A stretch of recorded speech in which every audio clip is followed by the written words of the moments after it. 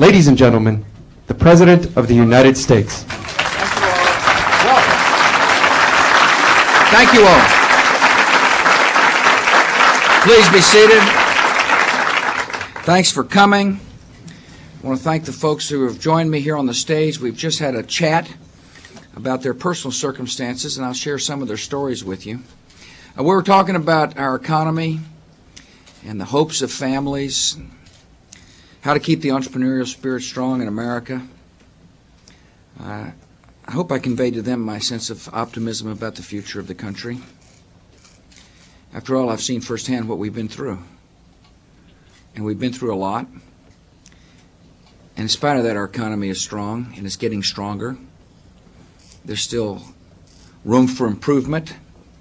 But let me walk you through right quick of what these families and small business owners and large business and CEOs have dealt with, what the country has dealt with in the last 3 years. First, the economy began to slow down in March of 2000.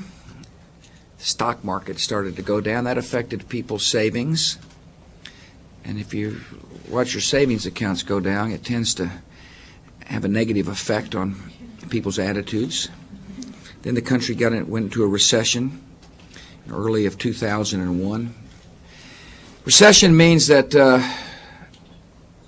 people's incomes at the employer level are going down, basically, relative to costs, and people are getting laid off. It's a slowdown.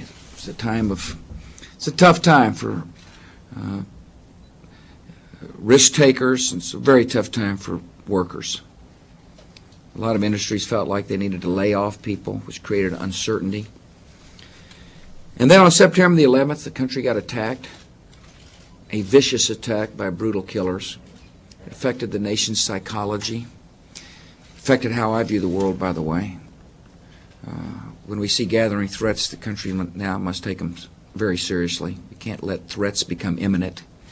We can't trust madmen with the security of the American people. September the 11th attacks hurt the economy. We began to recover. I mean, this is a strong nation. The entrepreneurial spirit is really strong. As you might remember, the attitude after September the 11th, no terrorist is going to hold this country down or hold us back. I saw that spirit firsthand when I went to New York shortly after the attacks. It was just such an uplifting experience in the midst of tragedy and horror to see the will of the American people. Then the economy got affected because some of our citizens forgot to tell the truth. They assumed positions of responsibility and behaved irresponsibly. Corporate CEOs didn't tell the truth to employees or shareholders, and that affected the economy. Capitalism is based upon trust, open books, honest accounting, and a lot of citizens began to wonder what went on. Fortunately, we passed tough laws, and those who betrayed the trust are now paying the price for having done so. There needs to be serious consequences for people who don't tell the truth. And then, as you know, I made the very difficult decision to deal with Saddam Hussein. It's the right decision. The country is more secure. The Iraqi people are free from the clutches of tyranny. The march to war affected our economy. When you turn on your TV screen in the summer of 2002 and it says, America's March to War, that's not very conducive for investment. Marching for war doesn't instill a lot of confidence in the future. It creates uncertainty. People who employ people don't like uncertainty. We need certainty in order to have risk takers feel comfortable about taking risk. We've been through a lot, but we acted here in Washington. I led. I convinced the Congress to cut the taxes on the people because I felt like during this time of uncertainty and economic slowdown, if people had more of their own money, they would demand an additional good or a service. And in our marketplace, when that happens, a producer will produce that good or a service. And when that happens, the economy gets moving. Somebody's more likely to find work. And that's what happened. We cut the taxes on everybody who pays taxes. I don't think it makes sense for, tax cutters to say, okay, you win and you lose. My attitude was if you pay taxes, you ought to get relief.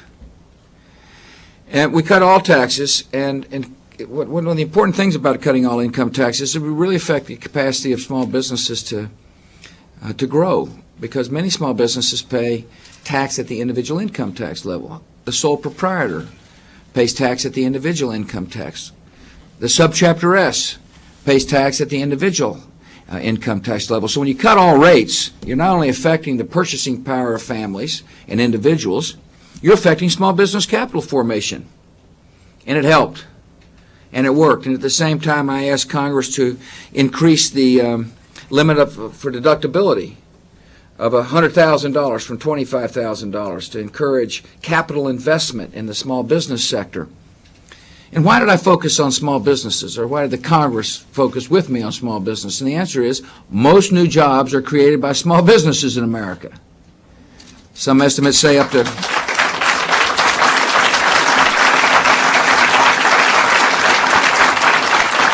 And if you're interested in job creation, why not focus on the job creators?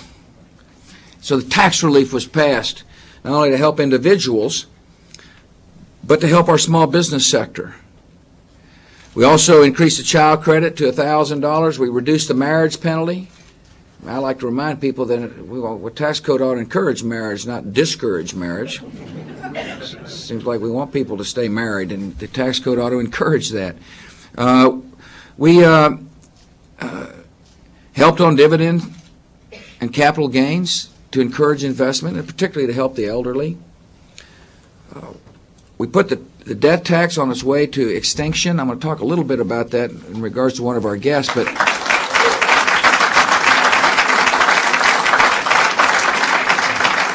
death tax is a bad tax. Bad tax. Think about all the people who start in their own businesses, who are working hard to realize the American dream. They're preparing their states to leave something to whoever they choose to, son or a daughter. And it becomes awfully difficult to do so because the government's taxing assets twice. They tax you when you earn, they tax you when you die. And it's a bad tax. It's bad for farmers. It's bad for ranchers. It is particularly bad for small business owners. Fortunately, the Congress heard the call. We still got a little issue to make sure it stays gone forever that I'll talk about here in a minute. The tax relief we passed, 11 million taxpayers this year will save $1,886 off their taxes. That's a lot of money that will be in circulation as a result of individual decision making. See, there's a fundamental debate here in Washington: is who do you want spending money? Now, look, we need money here, but there's plenty of money in Washington. We need money to fight the war and win the war on terror. We need money to protect the homeland. We need money to meet priorities. But I felt it was important to let people spend their own money. I think the collective decision-making of the American people with their own money is wiser than the decision-making of the federal government. I think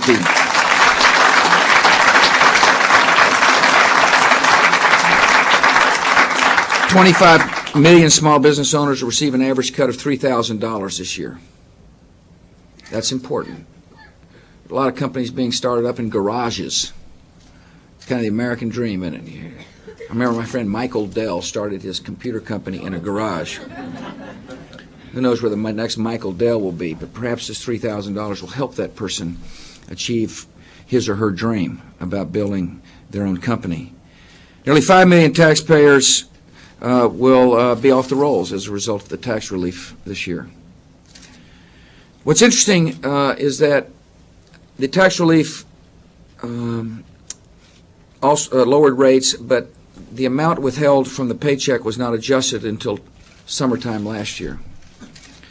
And so the Treasury Department estimates Americans receive an additional $50 billion in higher refunds and lower tax payments when they file their taxes in April 15th of this year.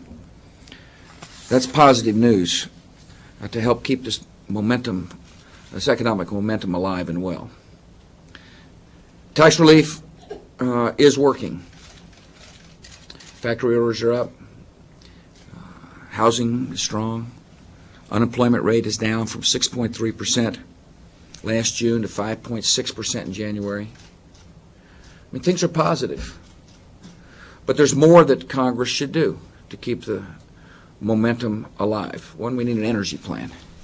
If you're a manufacturer, you need reliable sources of energy. I've talked to a lot of small manufacturers who explain what it means to have their power disrupted as a result of an antiquated electricity grid.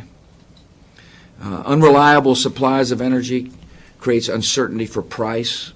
There needs to be certainty. We need an energy plan. Congress needs to get me a bill. They need to stop talking. They need to get a bill to my desk. We need tort reform. Too many small businesses are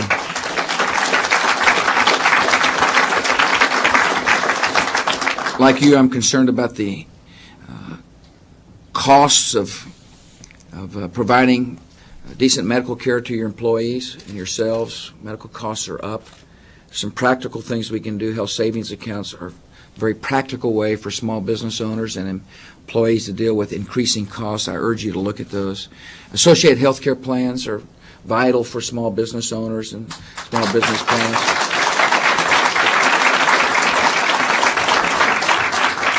Medical liability reform at the national level will help control health care costs. It's stuck in the Senate, of course. There's some special interests here in Washington that simply are not interested in seeing reasonable medical liability law passed. There are very powerful interests here in Washington that prevent the kinds of laws to pass that will help control costs. I'm going to continue working it. I think it's an important issue. I know it's an important issue for small business owners and employees. And we need to continue to open up markets. You know, our markets are relatively open compared to the rest of the world. And if our markets are open, let's open up other markets so people can sell. We're good at things. We ought to be selling them to other people around the world. There needs to be free trade, and there needs to be a level playing field when we trade. There needs to be less regulation in Washington, D.C. But one thing's for certain is we need to make the tax cuts permanent. Interestingly enough, I don't know if you are aware of this, but all the tax cuts we passed are set to expire. But the Congress giveth, the Congress taketh away. These tax relief will expire on an irregular basis. In other words, they don't all expire at the same time. For example, this coming year, the child credit, the tax relief we pay in the child credit goes away. The penalty in the marriage penalty gets worse. And the expanded 10% bracket will go away. See, if Congress doesn't do anything, there will be tax increases on the American people. That's what that means. When you hear, we're going to repeal the Bush tax cuts, that means tax increases. That's what that is. I'm going to raise your taxes is what they're saying. There's a philosophical difference here. Who would you rather spend your money, you or the federal government? And that's the debate I look forward to taking across the country. Raising taxes at this point will hurt our economy. When the economy is coming out of recession, it's beginning to grow, it makes no sense to raise the taxes on the people. If the Congress doesn't act, the tax relief would be an increase of about $28 billion on the American people for the year 2005. That's $28 billion going into the U.S. Treasury out of your pockets. It'd be reducing demand by that amount. It'd be taking capital out of small business coffers if that happens. That's part of the debate. Let's raise your taxes so we have more money to spend on programs in Washington, D.C. That's the debate. And I believe strongly that the tax relief needs to be permanent. You see, listen to this story. If you're a family of four earning $40,000, when those provisions expire in 2005, there'll be a $915 tax increase for that family. That's a lot of money for a family making $40,000. The small business deductions expire in 06. These have been really effective. Congress needs to make them permanent. And so I talked to some folks up here today about what tax relief has meant to them. And maybe the best way I can make my point to the tax raisers and spenders here in Washington is to listen to the stories of people like Amy Kofer. She is a mom of two, soon to be a mom of three. Amy is right there. Joe's a police officer. Joe's out there dedicating his life to protection of our fellow citizens. They saved $1,700 in taxes in '03. That probably doesn't sound like a lot when you're up here, when you're dealing with a lot of zeros behind the numbers. It's a lot for that family, though. She talked about paying her son's preschool tuition with that. She made a choice to send her son to a school that she thought was good. It's a whole other subject, by the way, parents being able to. And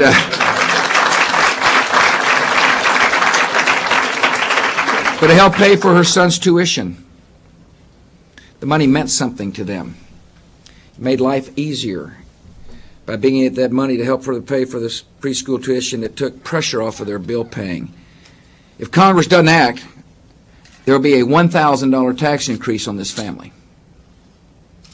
It's a new family, new child coming. It doesn't make sense to have this family pay $1,000. See, Congress has got to make the tax cuts permanent. It helps families like the Kofers. Katie Powers is here as well. Katie and, there she is. Katie and David have 2 children, Nicholas and Allison. They had a tax relief of $3,500. The tax burden will go up by $2,000 if they doesn't make the tax cuts permanent. When you hear people say, oh, let's just let the tax cuts expire, it's a tax increase. It's a code word for I'm raising your taxes to increase the amount of money we have to spend here in Washington on new programs, on programs that meet a particular political desire of the appropriators. That's what they're telling you. Shamitra Washington. Shamitra started a new job this month, by the way, at New Technology Management in Virginia. It's good. About time you hired her.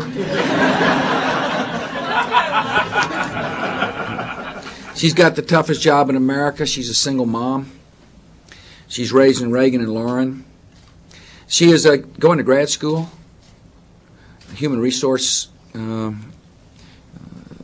person who's going to get a master's degree. She's working, raising her family, and going to grad school to upgrade her skills so she can make more money. She got a tax cut of $1,700 in 2003.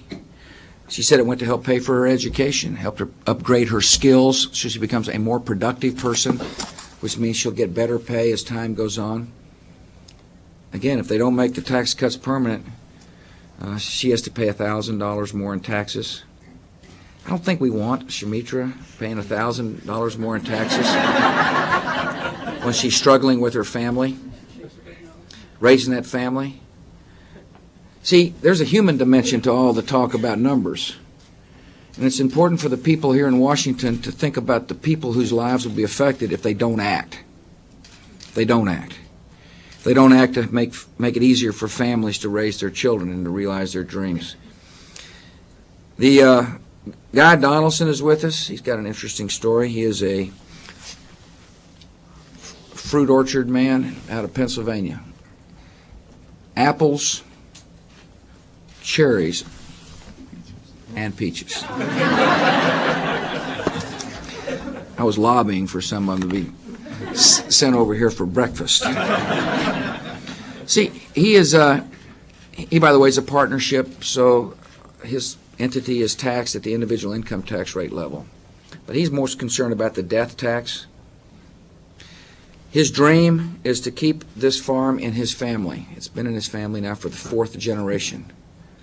That's part of his dream. That's what he has decided that he would like to do with his assets. And he wants to leave the orchard to his kids. I said, are they here today? He said, no, they're pruning trees. But the problem is that when you're asset heavy in your small business or on your farm, it's really hard to leave it to the death tax makes it nearly impossible to leave to a family without having to mortgage the future so heavily or to sell off parts of the farm in order to pay the government again. The death tax is an unfair tax to farmers and ranchers and small business people. The Congress put it on its way to extinction. However, it comes back to life in 2011. It's hard to explain the rules of the Senate that allow that to happen, but it does. It just doesn't make sense. It doesn't make sense, as a guy was talking about for him to have such uncertainty about an asset he loves and uncertainty about his family. And yet, because Congress won't act, there is uncertainty. And that's not right, and it's not fair. They need to put the stake in the heart of the death tax forever and get rid of it.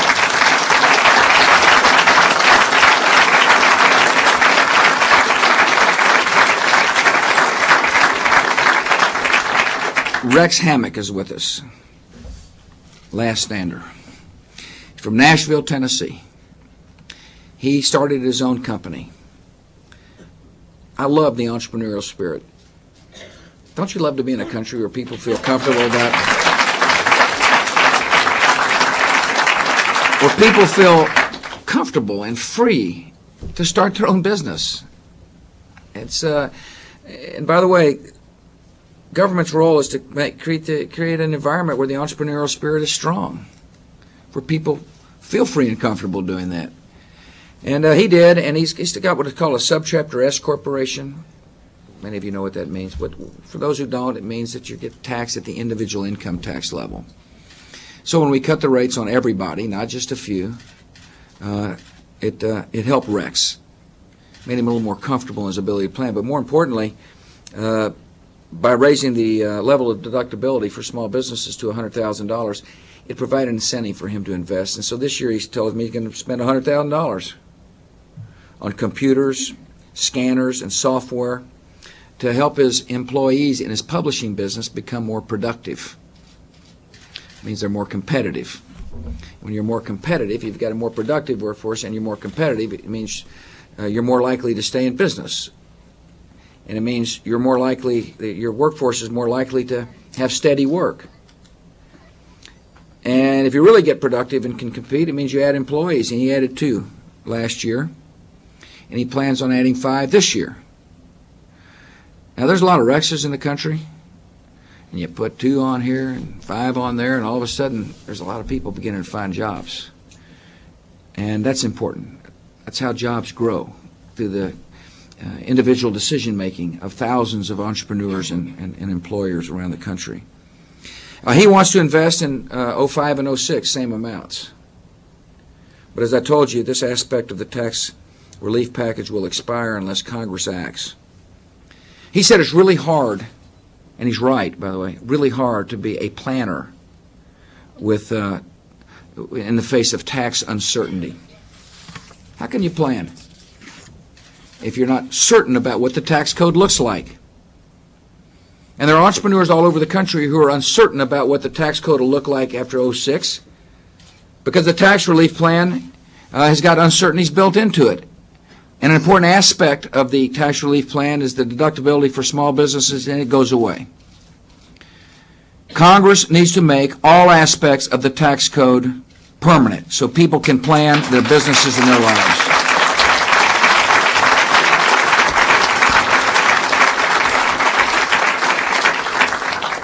And so it's time for him to step up on Capitol Hill. I'm ready to continue to lead on tax relief. They need to follow. They need to listen to the voices, not just of me, but of the people here on the stage. It's a time for action. It's a time to make the tax relief permanent. It's a time to listen to the voices of the hard-working families in America. It's a time to listen to the entrepreneurs of this country. It's a time to keep this recovery strong by doing what's right with the tax code. I want to thank you all for coming today to give me a chance to spell out a practical way to make life a more hopeful place for America and small business owners. Congress needs to act. Thanks for coming.